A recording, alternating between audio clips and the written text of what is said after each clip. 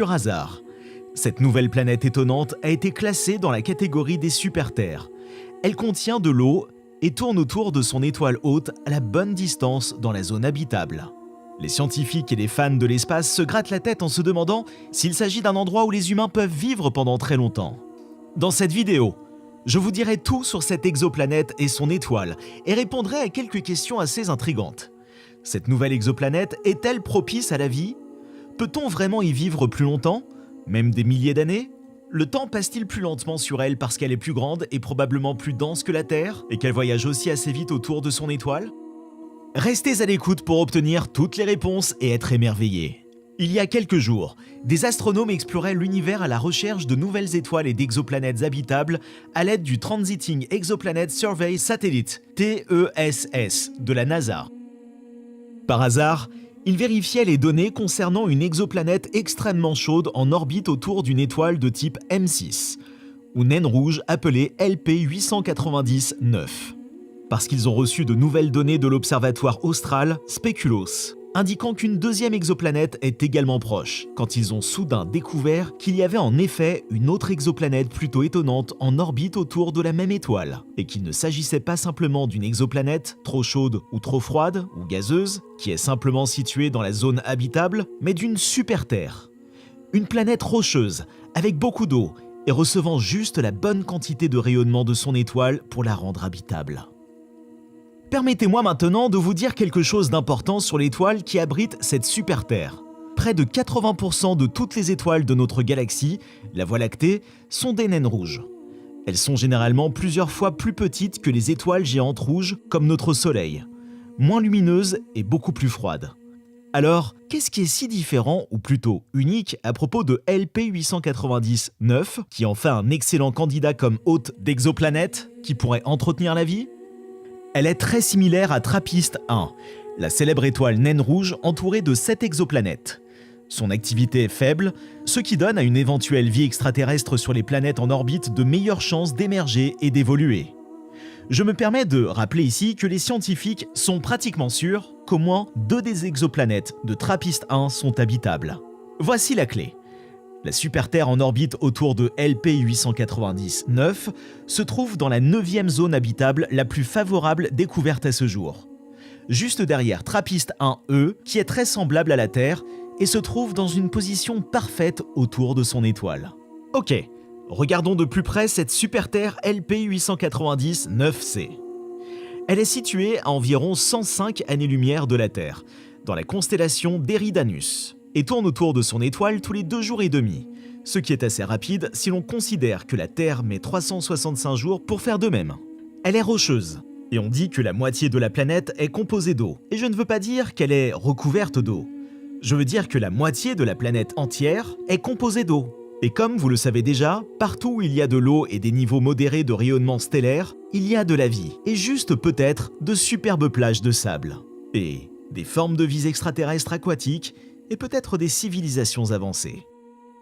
Bien sûr, vous pouvez dire que Mars est dans la zone habitable autour de notre propre Soleil, mais elle est aussi morte qu'une planète peut l'être, ou même Vénus est également située dans la zone habitable, mais regardez-la, elle est remplie de CO2 et a une température moyenne de 500 degrés Celsius, une cocotte minute de proportion planétaire. Néanmoins, en retour, je vous dirai ceci. Le LP890-9c est situé près de la limite intérieure de la zone habitable, ce qui signifie, dans le langage simple et plutôt ennuyeux de la science, plusieurs choses fascinantes. Mais je vais vous épargner la confusion et l'énoncer plutôt crûment. Cela signifie qu'il y a une atmosphère qui est riche en vapeur d'eau, d'où un système météorologique actif avec beaucoup de pluie. Maintenant, cela ressemble à l'Écosse. Je suis désolé, qu'est-ce que c'est? Vous vous demandez comment elle peut être à moitié rocheuse et à moitié aquatique? Eh bien, imaginez ceci. Elle peut être entièrement recouverte d'un océan massif et très profond. Et je veux dire vraiment massif, puisqu'il est 30 à 40% plus grand que notre Terre.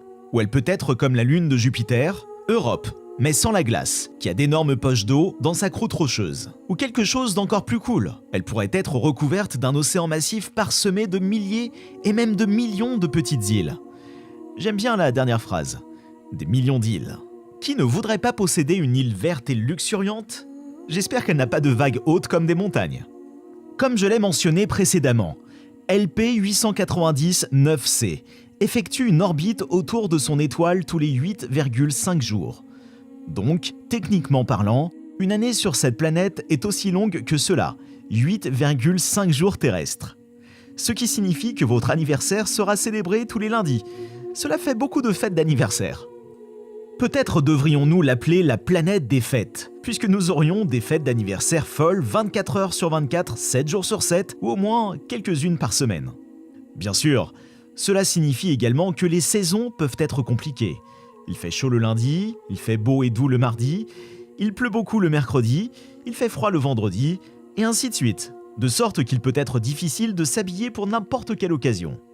Cependant, je suis sincèrement désolé de vous décevoir, mais scientifiquement parlant, cela n'équivaudrait pas à une longévité, à moins que la vitesse à laquelle il se déplace autour de son étoile ne provoque d'une manière ou d'une autre une dilatation du temps, c'est-à-dire que le temps passe plus lentement ou plus rapidement en raison de la vitesse, par rapport à un autre objet. Vous avez probablement déjà vu ou entendu quelque chose de similaire dans les films, en particulier dans les films de science-fiction où des personnes voyageaient à la vitesse de la lumière pendant quelques années, revenaient sur Terre et découvraient que plus de 50 ans s'étaient écoulés. Ne descendez pas les collines en criant « Sécurité, sécurité, ce type parle de science-fiction ». La dilatation du temps n'est pas une science-fiction. C'est en fait une partie très importante de la théorie de la relativité restreinte d'Einstein, qui stipule que le mouvement dans l'espace crée des perturbations dans le temps.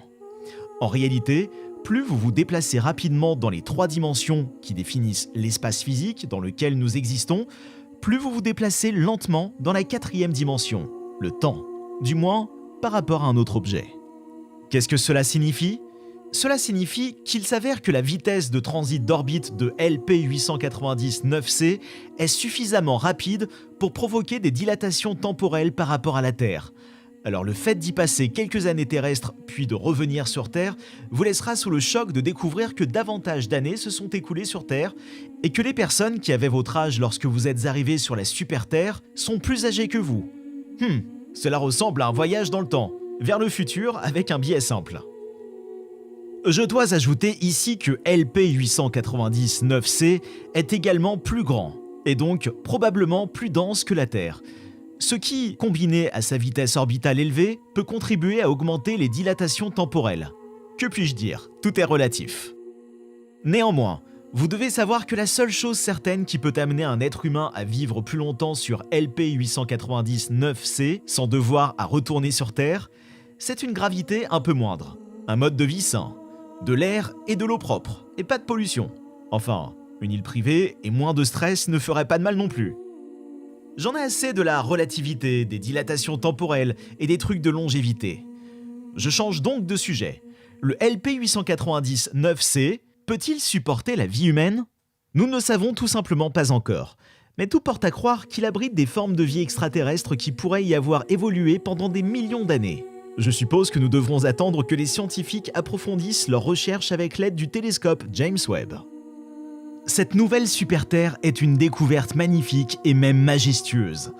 Elle englobe plus que la recherche de la vie dans notre univers massif, car elle nous amène aussi à nous interroger sur le temps et la longévité. Elle constitue une cible importante et plutôt urgente, qui doit être analysée par nul autre que le puissant et fascinant télescope spatial James Webb. Bientôt, espérons-le. Merci d'avoir regardé. N'oubliez pas de vous abonner, de partager, de commenter et de sonner la cloche pour recevoir les notifications sur les autres vidéos étonnantes que nous vous préparons pour des rêveurs vraiment spéciaux comme vous. Vivez longtemps, bien